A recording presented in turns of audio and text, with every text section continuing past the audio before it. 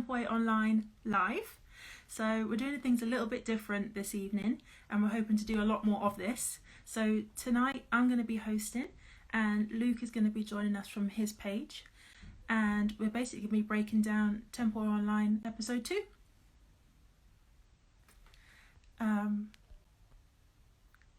What was I going to say? Episode 2, yeah. So last week we released episode 1 of our brand new series, Exodus, basically making our way through the Exodus story, looking at the oppression of the Hebrews in Egypt, how that happened, why that happened, and their journey through that, and to get out of oppression, basically. So last week Luke was looking at Exodus chapter 1, the beginning of chapter 1. Today we're looking at the second part of chapter 1. So if you'd like to join us, feel free. Feel free to get the Bible verse up if you're not sure. It's Exodus chapter 1, verses 15 to 22 that we're looking at tonight. So it's definitely worth checking out. If you've got any questions as we go along, feel free to slip them in. Luke's going to be breaking it down for us, and then we're going to have a discussion. Well, yeah, so last week, hey everyone, thanks for tuning in. Last week, we looked at the first half of Exodus chapter 1, right? And we kind of broke down how people end up feeling as though it's okay to oppress another group of people. That was really the synopsis of what Exodus 1 kind of looked at the first half. So the story goes on, and what we're going to talk about today, as kind of the promotion kind of shared, is like, what does it mean to be an ally, right? In this time that we live in, there's a lot of talk of being allies. There's so much going on with Black Lives Matter, with the movement of the oppressed that's kind of happening. Those who have not understood it, or have not felt it, or have not been privy to it, or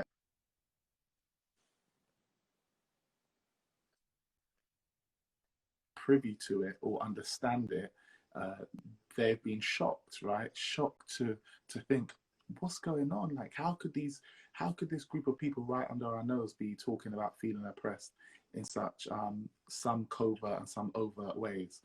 And so I think by looking at this story in Exodus, it helps us to separate ourselves a little bit, take a step back from the current conversation that's going on, and just allows us to actually look at it a bit more objectively about how these things happen.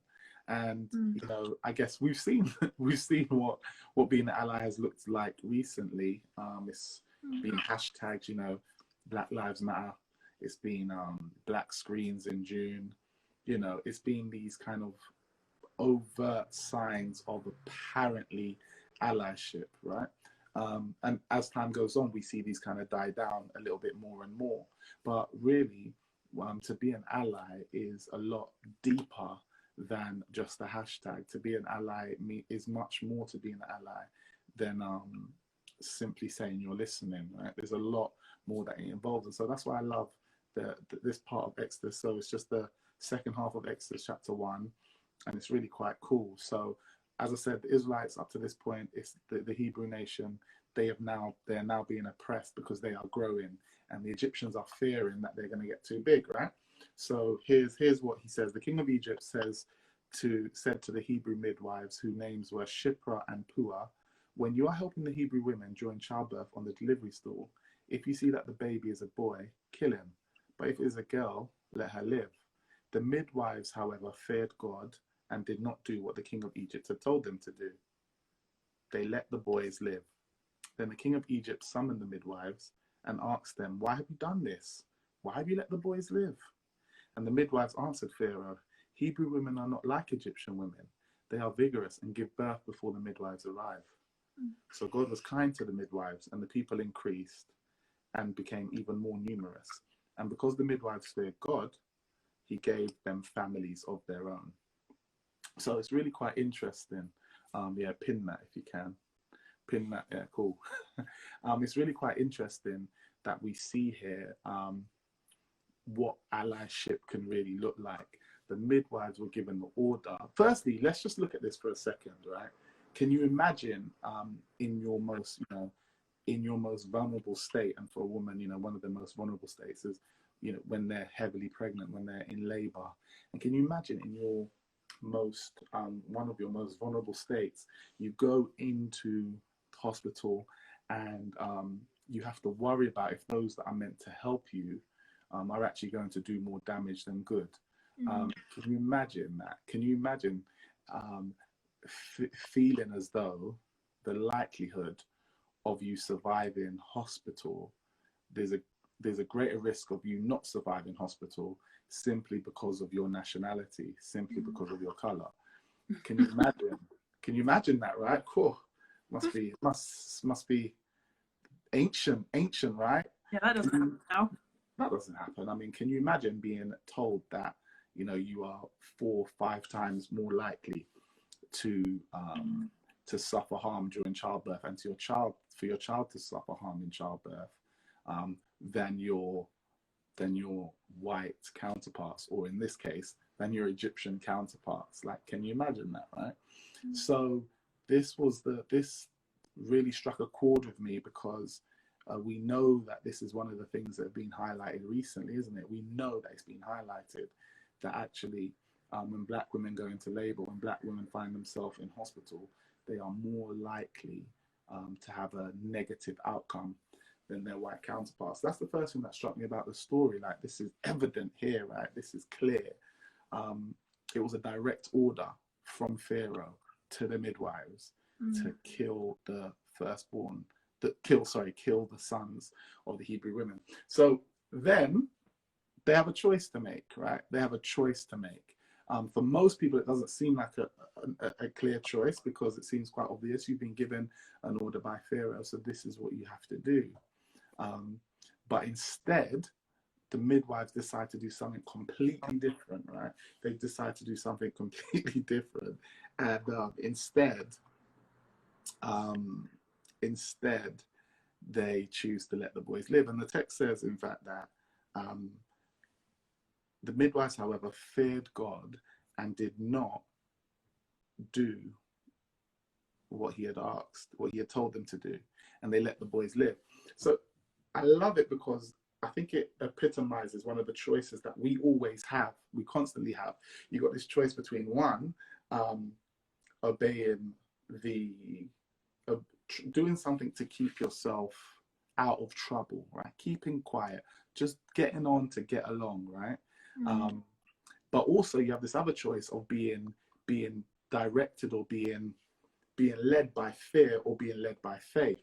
Because in this story, what's very, very clear is that the whole reason that the Hebrew nation have ended up as slaves, or ended up oppressed, is because the Egyptians were scared of the growth and the progress of the Hebrew nation. And so because of that, they chose to oppress them. So that's the first thing, right?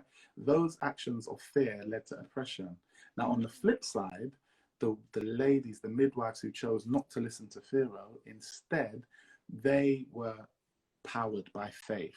They were motivated by faith. And throughout the scripture and throughout our lives, we're going to constantly have this opportunity, right? Are we going to let fear or faith dictate our direction? Are we going to let fear or faith dictate our path? Are we going to let fear or faith guide our path? Are we going to act out of fear, or are we going to act out of faith? This is like a choice that we have on a daily basis. That's why there are so many kind of parts of scripture and parts of holy books which talk about not being scared, not being afraid, because the reality is, when you act out of fear, you do things that you might not have otherwise have done. And I think this is a real nice juxtaposition, like a real nice parallel that we can see here. Pharaoh, led by fear, ended up harming people, and the midwives, led by faith, led them to actually help people. And that's something that we can think about. Like, if you're ever wondering, are your motives, are your actions being led by faith or fear? Well, one of the clear things is, well, is it harming someone? Like, are your actions harming someone? Or are your actions helping someone? Are your actions elevating someone's life? Are your actions bringing joy, laughter, life, love to people's life? Or is it oppressing them? Is it restricting them? Is it causing them to not reach their full potential, right? So I love that parallel that's being drawn in the scripture between the midwives and Pharaoh. So you've got that, right? And it clearly says they feared God, and they didn't do what the king of Egypt did, what the king of Egypt had told them to do. So when we're talking about being an ally, um, we have to be willing, if we want to be an ally, for those people. You might have people in your circle who are eager to be allied with the Black Lives Matter movement, are want to really stand up for us, want to really, march with us, and be in support of us. Well, one of the key things that you may want to do is be willing to stand up to authority. That is really the big thing. Not only to stand up to authority, but to actually to actually disregard what authority says to do, especially when it's to the detriment of others. And I think that is kind of really massive. Like, it's, you can talk the talk, but can you walk the walk? I think using the hashtag and putting up a black screen, I think that's talking the talk, right? I think, going to your organization and saying to them, yo, why are there no why is there no minority representation in the C-suite? Why is there no representation? Why are none of our trustees of a different nationality? Why is this? Asking those questions directly of those people who make those decisions is part of speaking directly to power, right? Not being afraid to actually take action when it matters most. And this is what they did. This was a life and death issue. When you're a midwife, you're dealing with life and death in that moment. And they clearly, exactly. It's about that non-optical allyship. I love that. Thanks, Natalie. I love that. Yeah, it's about that non-optical allyship. It's about walking the walk. And these midwives in this story simply decided, I'm actually not going to do what it is you're telling me to do, right? I'm not going to do it. And that can manifest itself as we extrapolate to nowadays. That can look in a myriad of ways. If you're, it can look so many different ways I can think of, from in the workspace to your neighbors, to not grabbing your purse when you see someone who looks different from you. There are so many ways where practically it can play out into our actions. Like, are we actually truly willing to be like, no, I'm an ally. I'm going to do that. So we got that. So that's the first thing. One, are you willing? Well, that's really two things. One, are you willing to act out of faith rather than fear? So we need people who are going to say, look, especially, and this is especially a big point for the Christian community, right? For those individuals who, for our white and our non-minority, non-black Christians who want to ally with us, with their brothers and sisters in Christ, like those who want to ally with us, well, it's time for you to fear God, right? To act out of that fear, that reverence that you say you have for God, and actually walk that walk, despite what that might look like and what authority that represents that you may have to speak up to. And then it says, I love this, the text says the king, because the Pharaoh kind of sussed what was going on, or at least he felt he sussed that was going on. So he brings the midwives in. He's like, yo, like, why have you done this? Like, why have you I don't know over what period of time this manifested, but it must have been a decent amount of time. Tim to be thinking, right, like, this ain't, my plan should be foolproof. Like, this should be a stark, the numbers should be diminishing, not increasing, right? It should be clear. So he calls them in. It's like, what's going on? Why have you done this? Like, why have you? I told you. I said, kill them. Why are you letting the boys live? And they make up an excuse. They say, well, the Hebrew women, they're not like Egyptian women. They're just like they're vigorous. They're just vigorous. Quick. Pop them out. Two twos is done, right? So before we get there, by the time we get there, we can't even do the deed because, boom, these babies, they're adults by the time we get there. You know what I mean?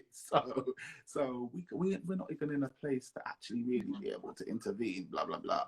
So that being said, what I find interesting there is that they were willing to lie, right? They were literally willing to lie directly to power. They're willing to say directly to power, look, well, they just made it up. They just literally made up an excuse. They just said, this is what happened. They made it up. And again, like, this is funny because I find it interesting that that it wouldn't be something that people would expect to be rewarded, and more so that a lot of people wouldn't expect that to be kind of acceptable in many ways, right? To lie, but it's almost as though when it comes to doing what's right, when it comes to being an ally, everything, all is fair, all is fair, all is fair in love and war. Like even to the point of lying to the authorities that be, because what they were asking to be done was wrong. The midwives were prepared to do anything, and that included lying. And it just, to me, exemplifies the extent to which these midwives were dialed in to being an ally. Now, I'm not saying that as allies in today's day and age, there may be times when you have to lie to be an ally. God forbid. Hopefully, there's never their need to. But nevertheless, the story highlights just the length that an ally is willing to go to, right? If you're in for a penny, you're in for a pound. Like, if you're really about this, if you're really about justice, if you're really about standing up for the oppressed, then you wouldn't draw the line. Where would you draw the line? Where would you exactly? This is full blown allyship. Like, where would you draw the line? Well, they were willing to draw it nowhere, and this is what I'm saying, to the point where, yes, it's about the times when the oppressed are not in the room.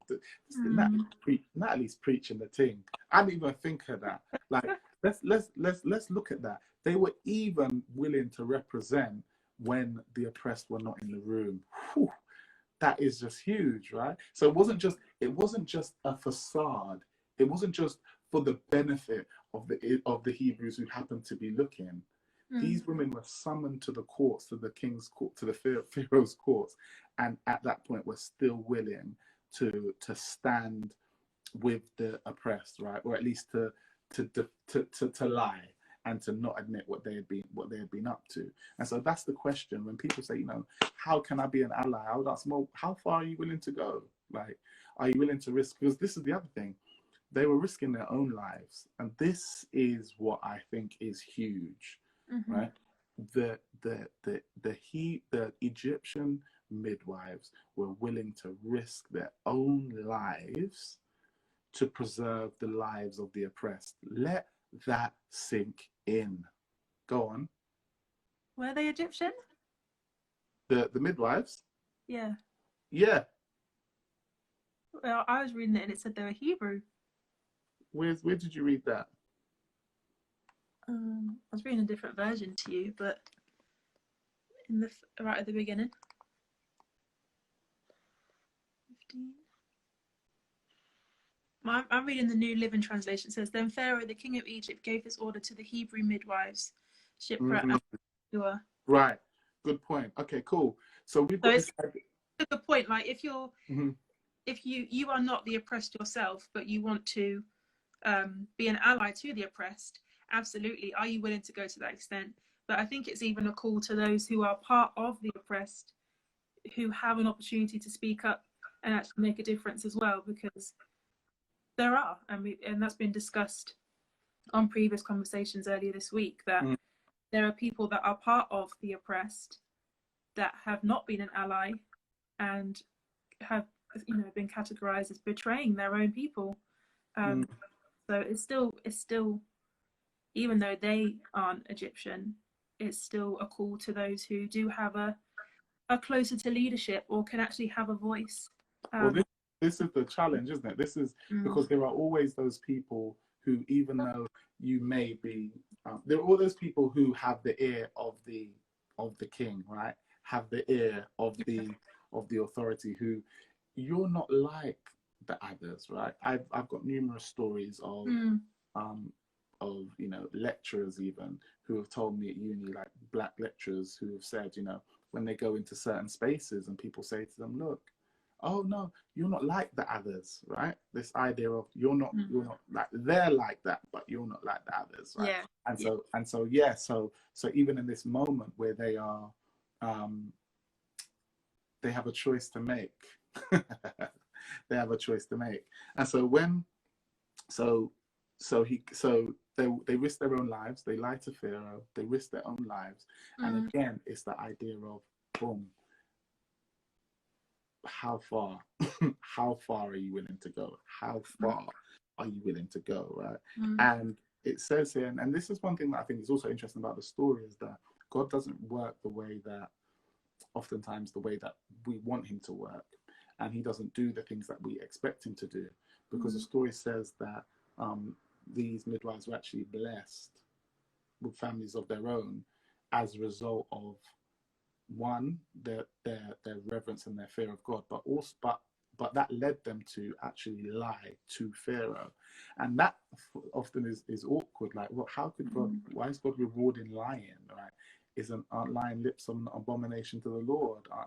Are you not meant to bear false witness? Right? All these other things that are also true. um, and so and that's what I love about the story. I believe that it just speaks to the heart of God, in the sense of, he is so against injustice. He is so against the oppressed. He is so serious about the rights of those who are oppressed, that he rewards, you could argue, and I would argue, he rewards them acting in this way, which included lying, right? Lying for the preservation of Hebrew boys.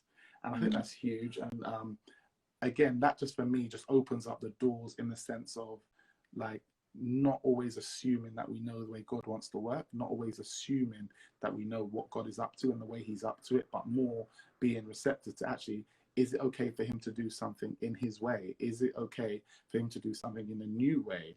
Because if you're closed to the new way, then you can miss what God is up to. And I think even in this time that we're living in, with everything that's going on, that is one of the challenges that many of us face, like as communities of faith especially, but even just as individuals who are believers, right, or are thinking about believing, or who once believed, wherever you are on the spectrum. Like, if you're open to entertain the idea of God, but then you're like, but no, because God has to work in XYZ ways, ABC ways, like, but the scriptures show, through the stories in the scripture, that God works in numerous ways. God works in marvelous ways. God works in mysterious ways. Like, we know this, and that's one thing like really stuck to me in the story. Just the idea of, you don't get to decide how God works. I don't get to decide how God works. I can't tell God, well, no, you shouldn't have acted like. Well, I can say it. You shouldn't have acted like this. They lied. You should punish them for lying. Well, that's not what God chose to do in this moment, and it's sticky and it's awkward. Sometimes it doesn't resonate with us the way we're like, oh, I just want everything to be black and white. Pardon the pun. You want everything to be black and white, but with God, I just don't think that's always the case. And I love that. So he blesses them. They grow. They get families of their own, and it says it says, and the people increased and became even more numerous, right? And because the midwives feared God, he gave them families of their own. So it's just a marvelous account, and really a marvelous part of the story, which really kind of just epitomizes the way God moves, and the kind of sometimes unpredictability of him, but also just how seriously, as I say, just how seriously he takes oppression, just how seriously he takes the rights of those who are oppressed. You got any questions for me? Go for it. Yes. So first question was, can we just explore that idea of fearing God a little bit more? Because I think it's a term that gets thrown around quite a lot, but obviously in the English language, usually to fear something is to be scared of it. And I'm often told, but when we say we fear God, it doesn't mean that. It's like, well, it's the same word. So Yeah, can you break that down a bit? I said reverence, but yeah. As far as I'm aware, I mean, I see it more again as this idea of respect, right? That's what people say. That to fear God is more having a respect and a justified respect and awe of him, rather than actual afraid, like scared, timid nature of him. Because we know that God, we know that perfect love casts out all fear. That's something else that we learn from scripture. And we know that God is love. And so just by way of deducting, we can see that fear and God are not, then, as in the scared type of fear and God, they're two separate things. They're not the same. You know God, if you know our God, then you wouldn't be afraid, basically. Well, not even if you know him, because everyone's on a journey. It's just more that, yeah, his name. It can't. Fear and love are two separate things, right? Yeah. And so, and the If you whole idea. experience his love, because sometimes the depiction of who God is not truly who he is. If that, Yeah, no, I mean, yeah, this is and also our, as I said earlier, our how we want to depict him yeah. is always how he is. And Mm-mm. that's why it's a journey. I think it's a journey. Our walk with him is a discovery. We learn Yeah. more things about him. And this is why the stories in the scripture are so interesting, because that's what he's trying to do, reveal his character. But if you just look at Jesus, if you do ever wonder about his character, and you look at Mm. Jesus is God's revealed character, right, in human form. Mm. And the reality is, there was nothing scary about Jesus, right? Yeah. There was nothing scary about him. And so I think that's the best way to look at it. Like, people, of course, they respected him. Like, he was up to something. He was on a mission. Like, and it was clear he was on a mission. And he did what he had to do. And he wasn't scared of any powers that be, any principalities, any forces, any government. He weren't scared of none of that. Mm. But he himself was worthy of respect by the way he went about his business. So I think that's a good way of thinking about it in terms of that fear, because yeah, there are elements of God that could induce fear in people, but when they talk about his wrath or things like that, Yeah. but those are kind of realities, and they're not there hopefully to scare us, but to more, I would say, not scare us, but it should reinforce this side. It should galvanize us almost, knowing that we've got this protector on our side who can Power. who is all powerful, but is not looking to use that on us. Do you know what I mean? Okay. Yeah. With all that in mind, I wanted to throw in a spanner Go on. in terms of the experience that the midwives were having. So I was thinking about this idea of how it says that they feared God, and basically I was wondering, Yeah. These are people that have been oppressed for a really long time, Hundreds of years. Yeah. and we don't know what their relationship with their God looked like by this. And I wondered, this is alongside their reaction to Pharaoh asking them why they didn't do it. So I'm wondering whether it actually was less faith and potentially more fear. And I say that because when I think of faith, I then think, well, when Pharaoh asked them, why didn't they just say why they didn't do it? Because we believe in this God and we believe it's not right to kill our people, So it makes me wonder, well, if they were completely moving in faith, could they not have also gone in faith to Pharaoh and said, we did this because of our beliefs, not made an excuse? And then it also, to the end of that chapter where it says that God blessed, because they feared him, he blessed them. Yeah. I feel like the blessing came from saving the babies, not from the lying. And I wonder, so give me the first part of the question again.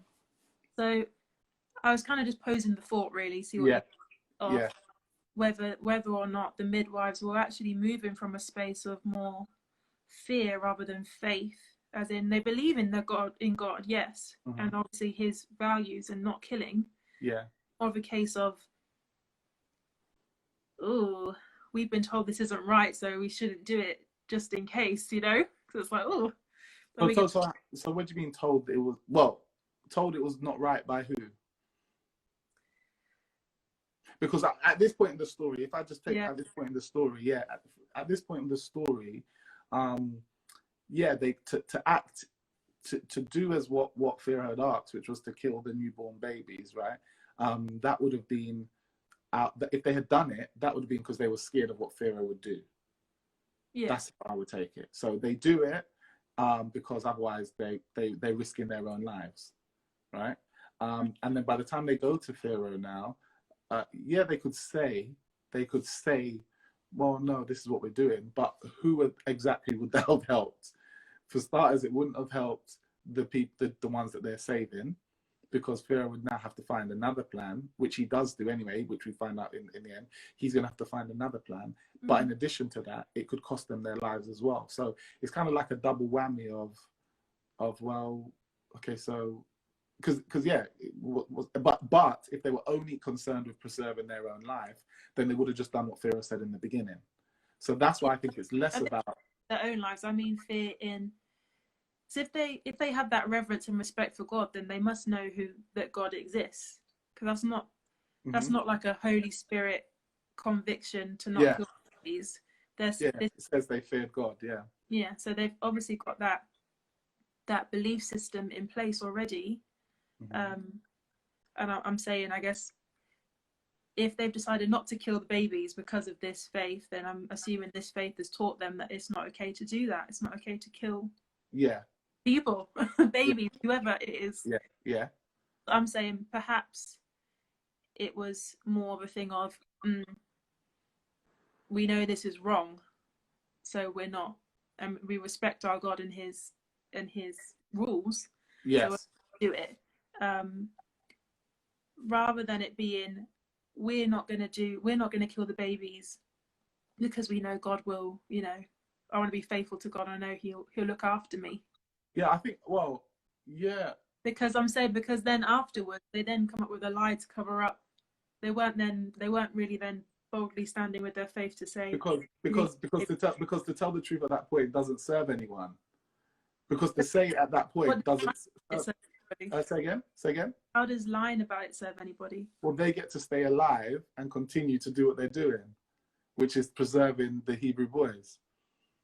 So that's it. Doesn't to say it, because if you're just going to say it anyway and sabotage the whole thing, then you might as well just do what Pharaoh said in the beginning. There would be no point in going through all of that, disobeying him, only to come to him and tell him and risk that anyway. In my logic. So from that perspective, I'm like, tell him that you've been letting the babies live. Say again.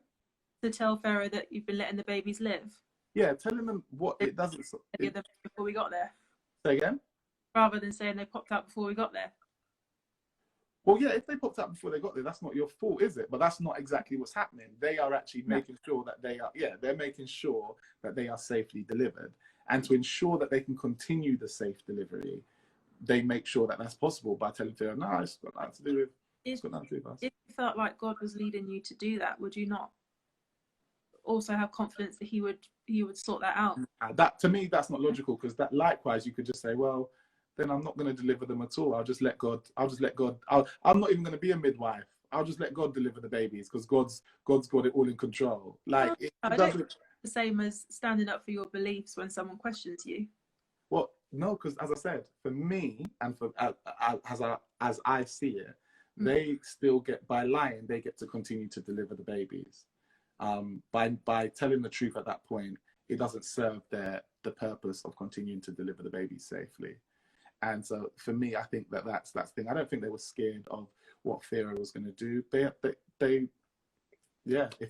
they were scared, if you were so scared of what Pharaoh was going to do, then you just wouldn't do it in the first place, because you know that you're risking life and death if you are actually to do this. If you are actually going to preserve the life of these individuals, you know that you're risking your own life. And so this is why, for me, when it comes to allyship, it's so important to just really think about what is the motivating factor.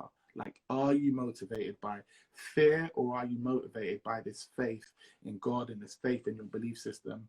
And what is it that's going on there? And I think many people and I think that's what a lot of us want to see from those that we're looking at to be our allies, right? We want to see, well, how much skin are you willing to put in the game?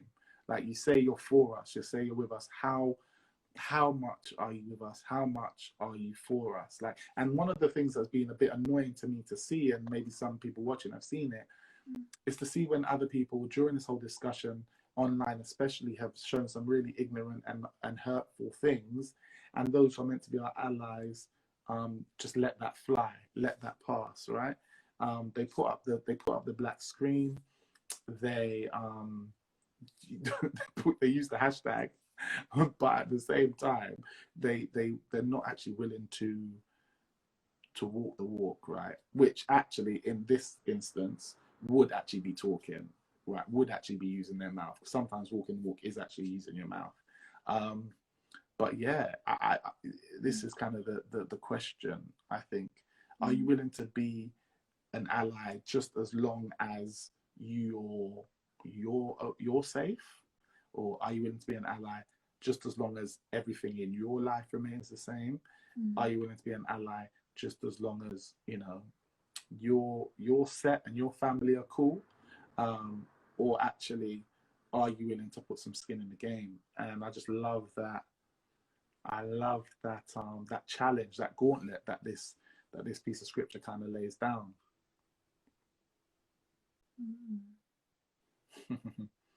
But I think that the parallels are striking in so many ways. And I think that it gave me pause for thought anyway. So yeah, man. If you got any...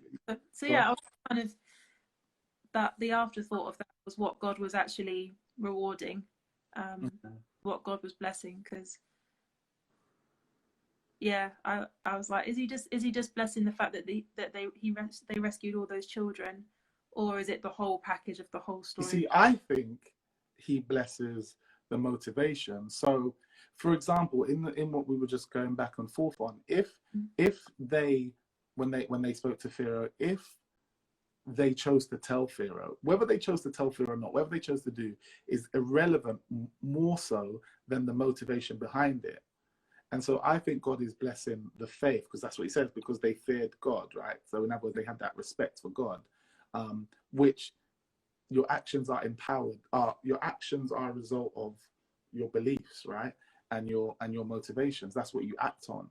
And so their actions were based on their fear of God, their respect for God. And I think that's what was... So your actions can look in different... We may choose to do different opposite things, but God knows kind of the heart, and he knows what the motivation is. And that's what I think he rewards. He rewards the motivation. It doesn't...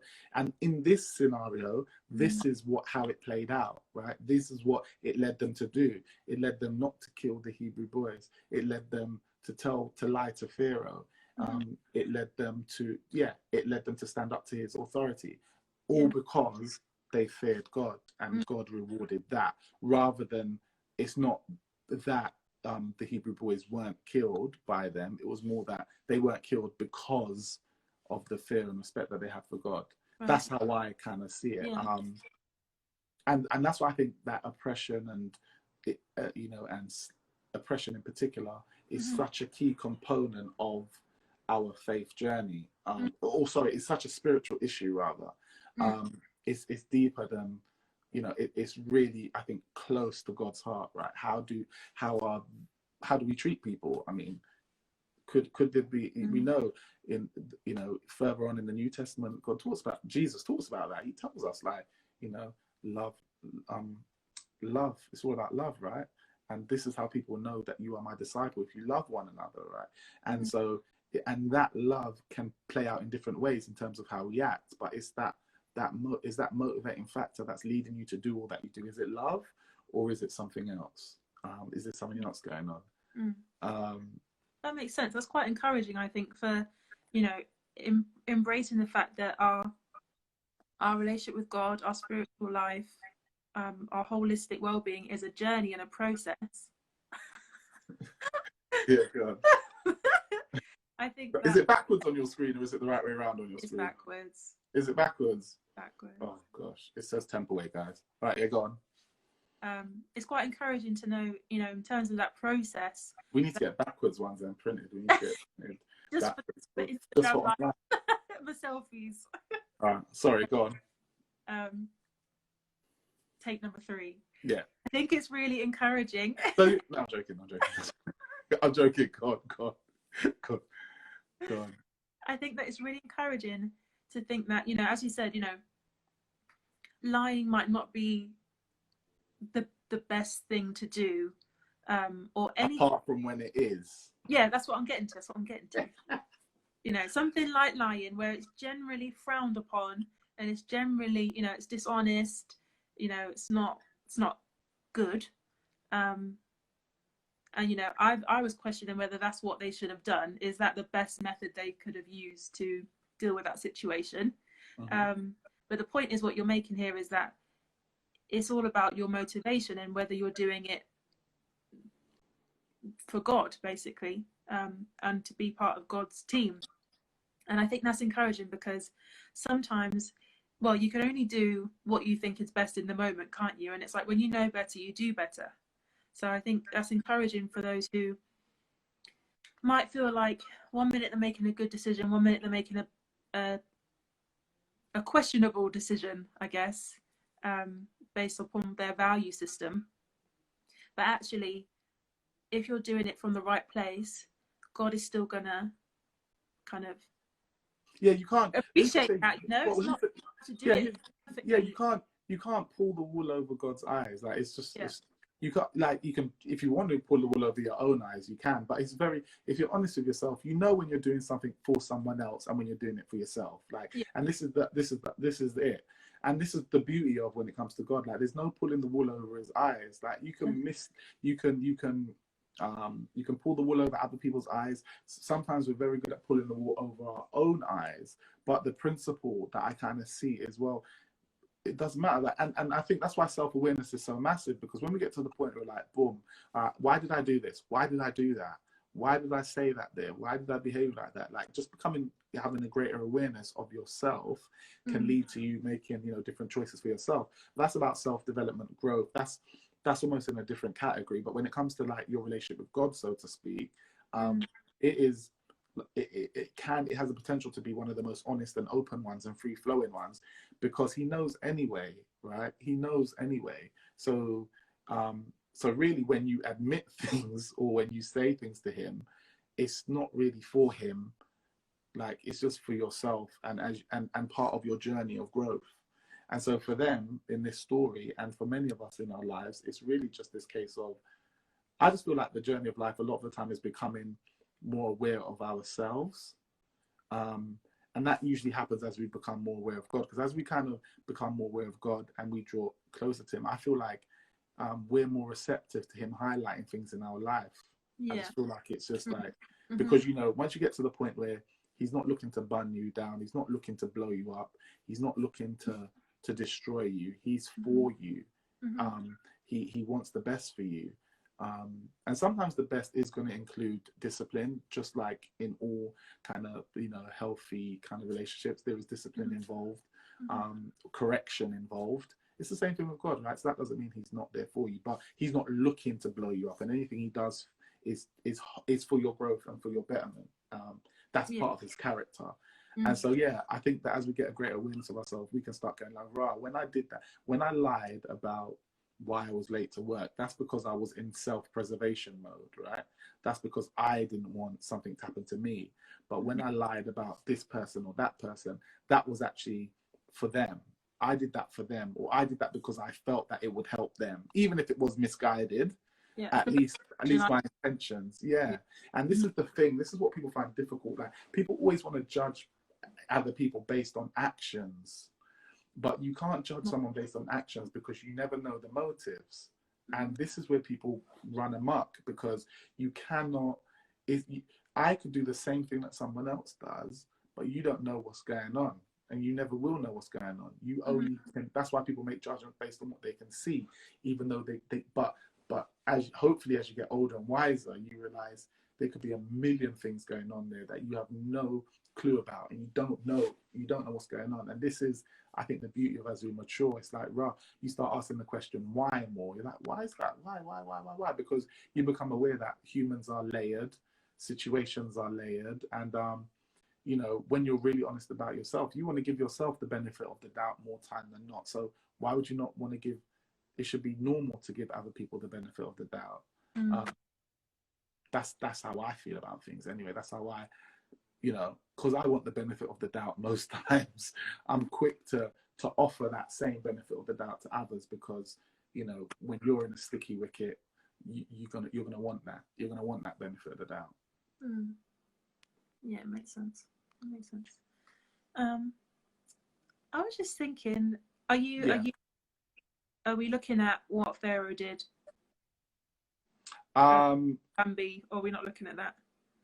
I mean, we can if you want. So the last verse is as a result of what they um then Pharaoh, it says, so after this, so yeah, then Pharaoh gave the order to all his people, every Hebrew boy that is born you must throw into the Nile, but let every girl live.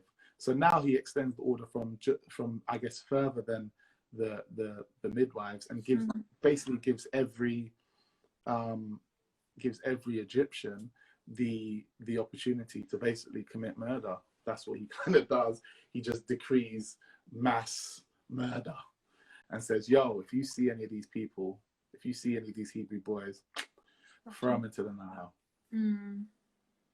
I mean, to be fair, look, yeah, what his fear. This is what it comes back to. Fear leads you to do crazy things, right? And this is what Pharaoh is fearing is even happening, right?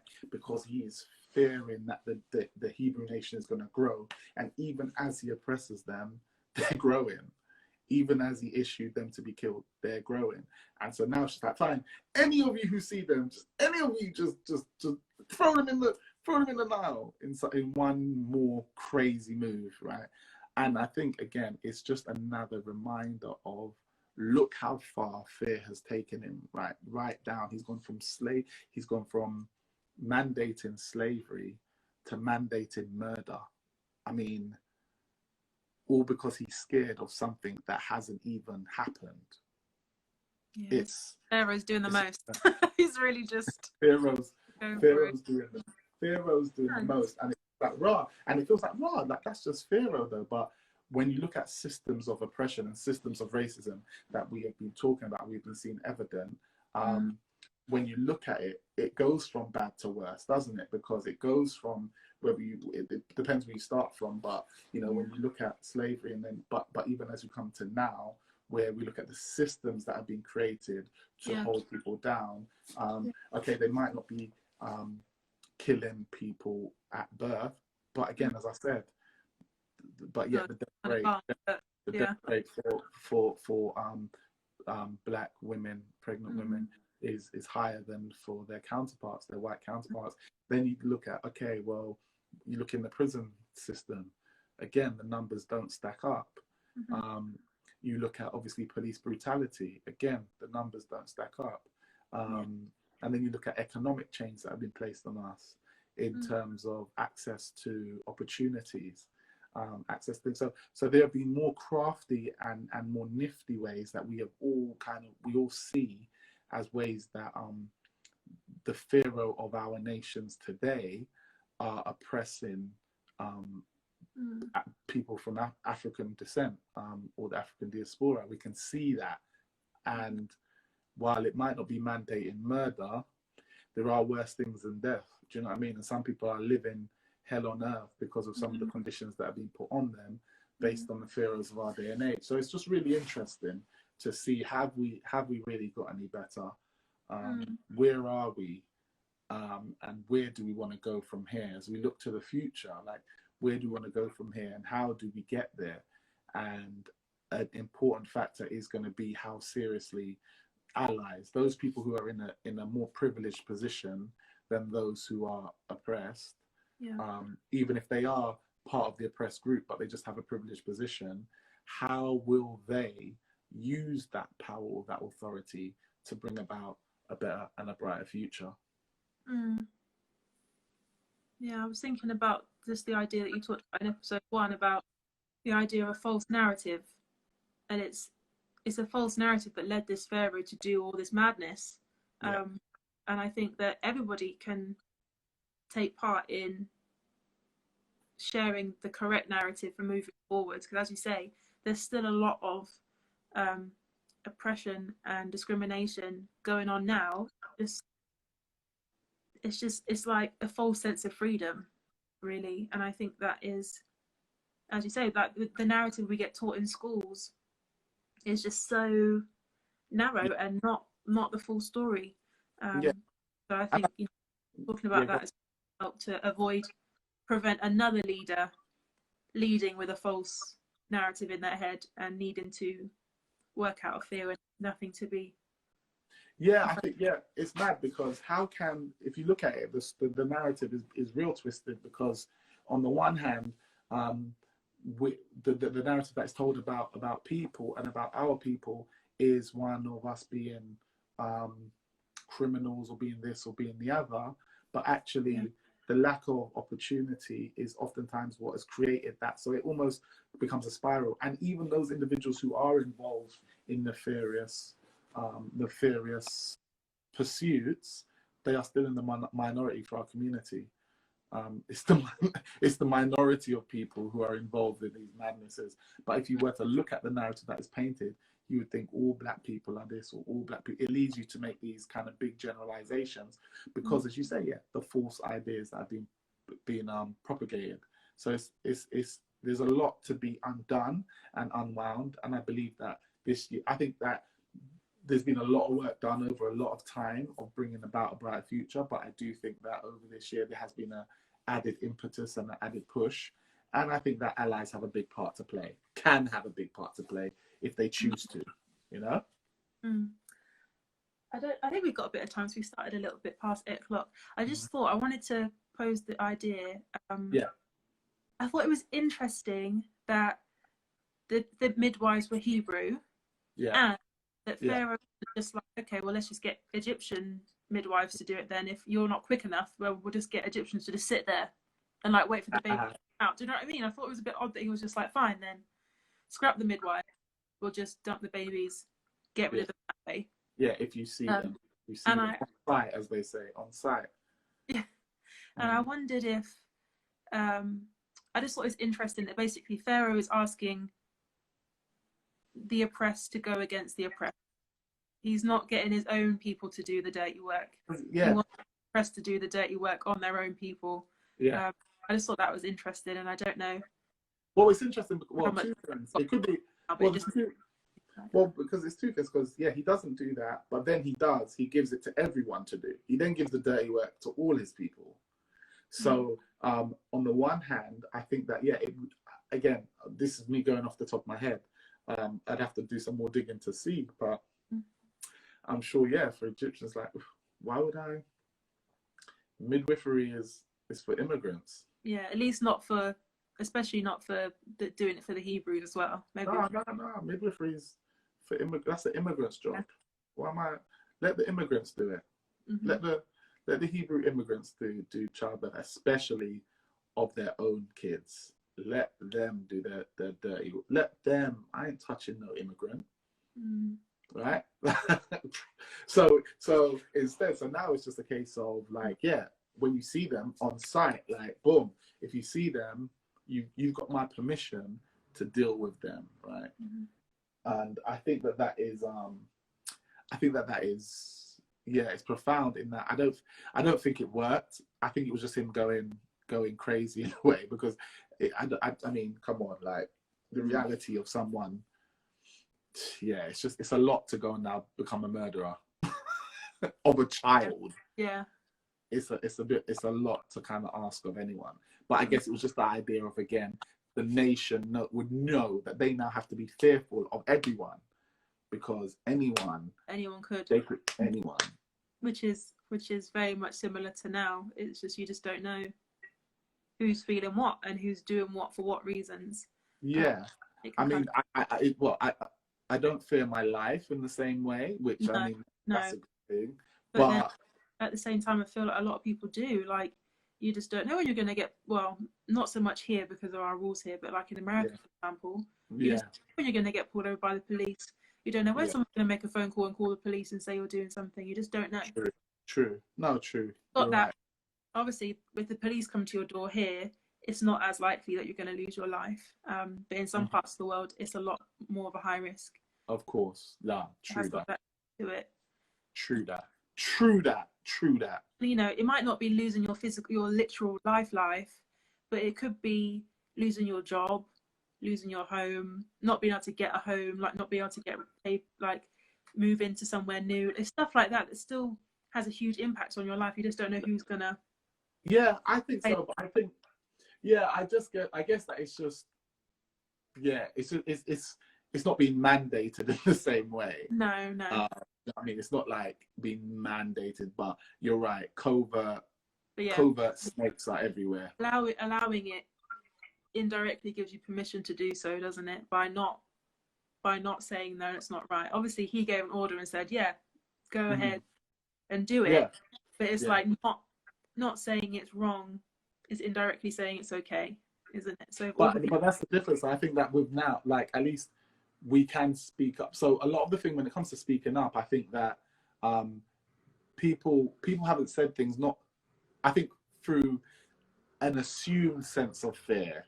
But when you were to speak up, those powers, those authorities that be, would have to admit it. We've seen it. So whether it was the statues that have been pulled down once they've been identified, or they can't, even though it was obvious in front of us, now that it's being said, right. they have to act. Right, they have to act, and that's why I think the power of allies right now. There's a big opportunity right now for allies to say, boom, to partner with the oppressed, and be like, do you know what? Let's deal with this. So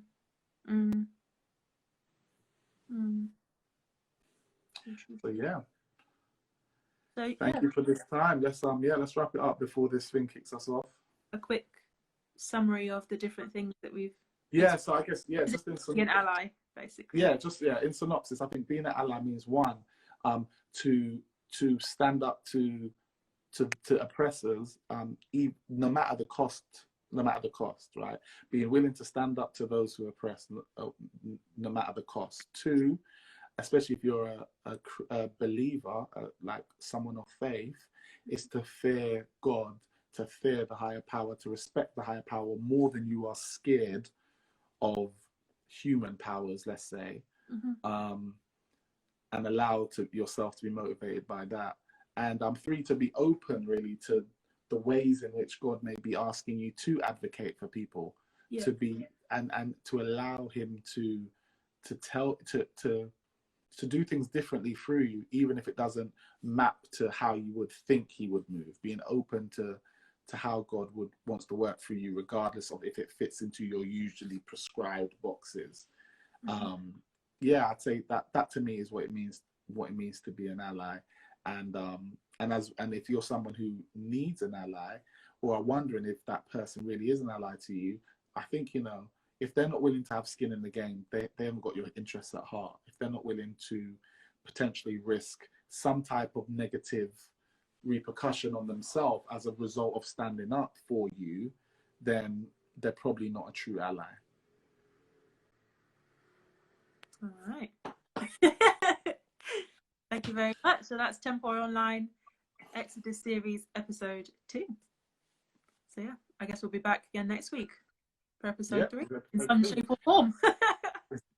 And obviously tomorrow we continue with our 8 p.m. interviews. We have amazing guests for you, Claire Williams. So please do tune in tomorrow. It's going to be live. It's going to be excellent. So tune in. Cool. And obviously 7 a.m. in the morning, daily devotion with Chibuza Tina. It's her final one, so please come out in support. Bring everyone, bring your neighbors, bring your friends, bring your family, bring no more than 6 of them to your phone, so that 6 of you can stay socially distanced watching the daily dev. All right, in the morning, 7 a.m. And you can catch up on those or all of this on IGTV if you've missed anything live as well. That's right.